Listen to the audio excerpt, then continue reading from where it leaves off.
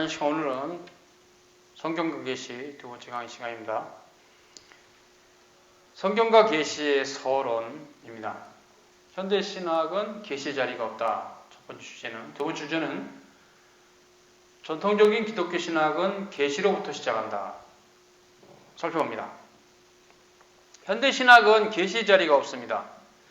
18세기 계몽주의 정신이 발생하면서 모든 것을 수학적인 원리로 설명하고 답변하려고 하는 정신이 발생합니다. 그래서 그 이전의 모든 사고방식은 진부한 것으로 간주하고 이제 새롭게 어떤 진리에 대해서 합리주의 정신을 따라간다 이런 것들이 있었다는 거죠. 그러다 보니까 이 새로운 사고방식이 성경의 계시성을 파괴시켰고 그와 함께 기독교도 무의미한 사회적 현상으로 전락해버렸어요. 이러한 계몽주의 사고방식인데요. 이 움직임은 200년도 못 돼서 새로운 물리학의 발견으로 심각한 타격을 입습니다. 그래서 이제는 오히려 모든 학문의 영역에서 계몽주의 사고방식이 도전을 받는 시대에 직면하고 있어요. 전통적인 기독교 신학은 시작에서부터 계시의 존재로부터 시작합니다. 기독교 신학에서 계시를 파괴시키면 기독교 신학은 원천적으로 사상 누각에 건설됩니다. 하나님께서 스스로 자신을 계시하셨다는 이 놀라운 사고방식은 기독교 신학이 견지해야 될 중요한 주제입니다.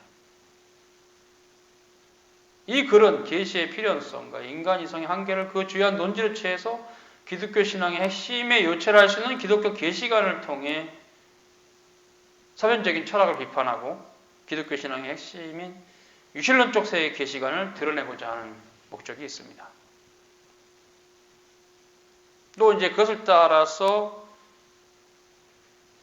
일반 계시와 특별 계시, 유기성과 통일성, 또 그 두 계시의 차이점, 특별 계시 방식, 그로부터 발생한 성경의 발생, 성경 각본에 대한 역사적 신학적 입장, 영감에 대한 중요한 부분, 이렇게 하면서 이제 성경론으로 넘어가는 그런 흐름이 있다 이렇게 볼 수 있습니다. 현대 신학이 이제 계시가 없다는 부분을 조금 다루려고 하는데요.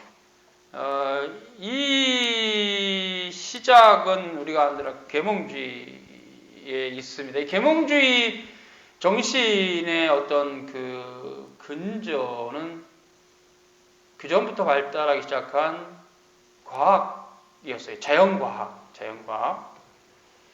중세시대부터 로마 카톨릭과 조금씩 이렇게 대립각을 세웠던 자연과학인데 우리가 잘 아는 코페르니쿠스. 그것은 자연과학에서는 지동설을 말했죠. 근데 그 당시에 로마 교황청은 천동설을 믿었어요. 그 충돌이 됩니다. 갈릴레오 때 오면 더 충돌이 되죠. 그래서 로마의 법정에도 쓰죠. 로마 교회에. 어떤 이런 형태와 관련해서 우리가 볼 수 있는 건 뭐냐? 로마 카톨릭이 주장했던 천동설도 성경의 교리는 아닙니다. 다만 로마 카톨릭이 그런 교리를 가지려고 할 때 그 시대의 자연과학의 한계 상황에서 그 자연과학의 이론을 성경과 결합시켜버린 거예요. 굉장히 유용합니다. 어느 시대에도 성경을 해석하면 자연과학을 원리로 삼으면 안 됩니다. 거의 틀리게 돼 있어요. 그래서 성경에 대해서 그 해석을 자연과학으로 하면 절대 안 됩니다. 근데 그 시대도 그렇게 로마 카톨릭이 자연과학, 그 시대 자연과학으로 이렇게 성경을 해석했고 그것이 천동설이었어요. 지구가 온 세상의 중심이고 지구를 중심으로 천계가 돌아다닌다. 이렇게 천동설. 그것이 코페르니쿠스나 케플러나 후에 갈릴레오에 의해서 무너집니다. 그것이 이제 또 하나의 교회 몰락의 원인이었는데 그 당시 사람들은 그러한 모습들, 특히 갈릴레오의 이런 형태, 굉장히 합리적이고 사실에 가까운 것 같은 주장에 대해서 로마 교황청이 교권으로 눌러버린, 그 당시 권력이 있으니까, 교회 권력이 세속 권력과 같이 붙었었던 굉장히 막강한 권력이니까 그 권력 앞에서 진실을 포기했던 그런 역사에 대해서 많은 사람들은 갈릴레의 편에 서게 됩니다. 즉 과학이 사실에 가깝다, 교회의 저런 주장은 터무니없다, 이렇게 됐어요. 결정적으로 계몽주의가 일어나게 된 원인은 아이작 뉴턴입니다. 아이작 뉴턴은 인류 문명의 물꼬를 이렇게 전환시킨 인물이죠. 아인슈타인이 기록한 문헌 자연 철학의 수학적 원리라는 책에서 아인슈타인은 굉장한 발표를 합니다. 우주의 시간은 영원하고 공간은 무한하다. 영원성과 무한성은 하나님의 속성입니다. 근데 뉴턴이 자연을 그렇게 해석해버리면서 그 수학으로, 그것도 나름 아주 객관성 있는 것 같은 느낌이 있는 수학으로 그게 풀어버리면서 하나님을 믿기 싫은 사람들이 아주 그냥 매혹이 됐죠. 아, 저거다, 저걸 땡기자, 우리의 세계관으로. 그렇게 형성된 세계관이 계몽주의입니다. 계몽주의는 뉴턴의 고전역학 위에 세워진 문명이에요. 굉장히 위험한 문명입니다. 양자역학으로 다 깨져버리거든요. 그래서 고전역학이 된 거거든요. 그 당시에는 그런 뉴턴의 주장에 많은 사람들이 말려 들어갔어요. 그 시대의 한계에서는 교회조차도 합리적인 답변을 내지 못하면서 계속 뭉개졌어요. 세상에 의해서 짓밟힌 거죠. 뭉개졌어요. 너희들 봐라, 하나님이 있다 그러는데 야, 보니까 자연이 하나님이네. 범신론이 된 거죠. 실은 아이작 뉴턴이 상당한 범신론자입니다. 기독교 신학에 대해서, 자연신학인데요, 잘못된 신학이죠, 조예가 있던 분이었어요. 그분은 그러니까 정통 기독교 신학을 싫어한 거죠. 상당히 사상적입니다. 수학으로 풀었다지만 거기에는 굉장한 철학이 있고 잘못된 신학이 있었어요. 물론 거기까지 못 봤던 거죠, 많은 사람들이. 그래서 그가 창세기 주석을 썼다는 걸 모르는 사람이 많아요. 그만큼 이분이 자연신학을 굉장히 좋아했던 분인데, 어쨌든 간에 그런 수학이 갖고 있는 자연에 대한 좀 객관성, 합리성이 사람들에게 현혹이 됐고, 그 터 위에서 계몽주의 사상이 시작된 겁니다. 그러다 보니까 이제 성경의 계시성도 무시하게 되고, 우리 주님께서 하나님이시지만 사람으로 오셨다는 그런 교리도 무시하게 됐어요. 동정녀 탄생이라든가 주님의 부활을 무시하게 됐어요. 비과학적이다, 이런 식으로.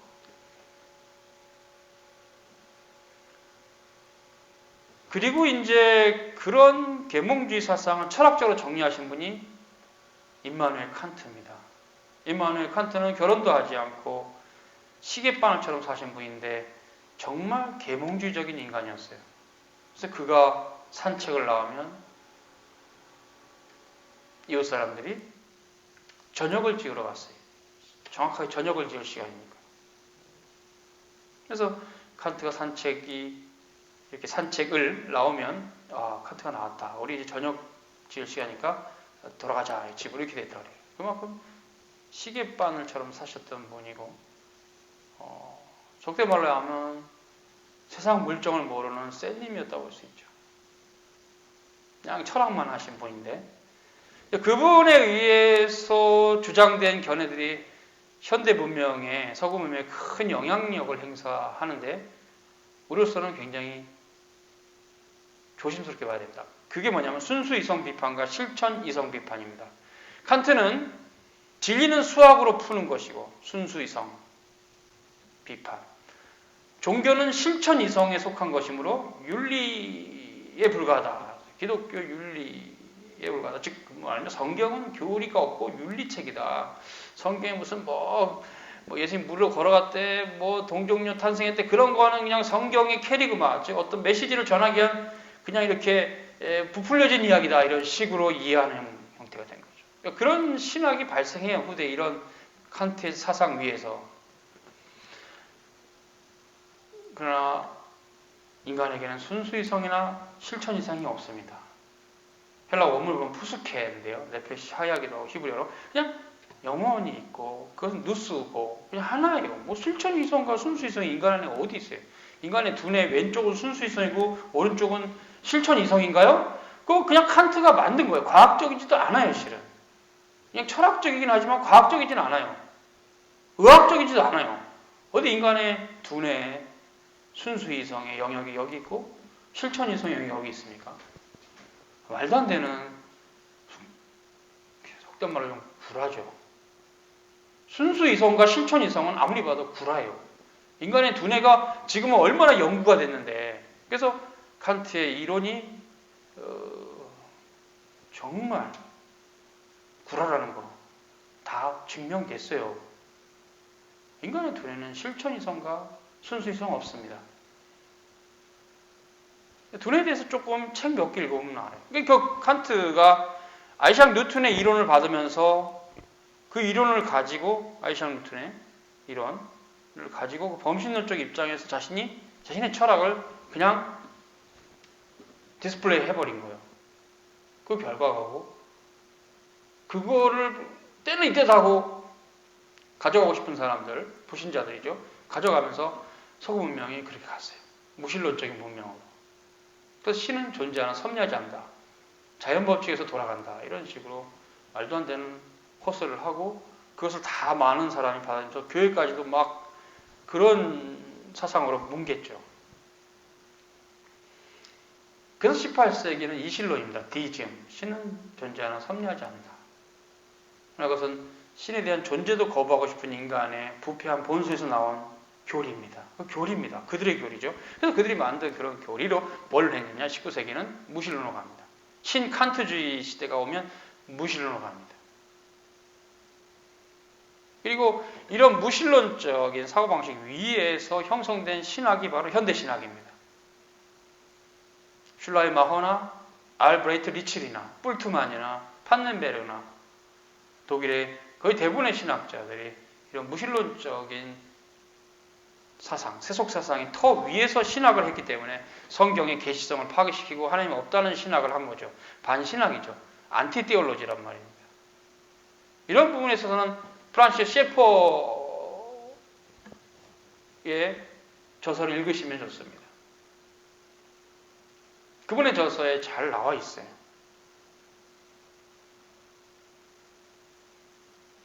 그래서 이런 형태와 관련해서 우리가 또 앞으로 계속 이 강좌가 또 자세하게 설명이 될 것이고요.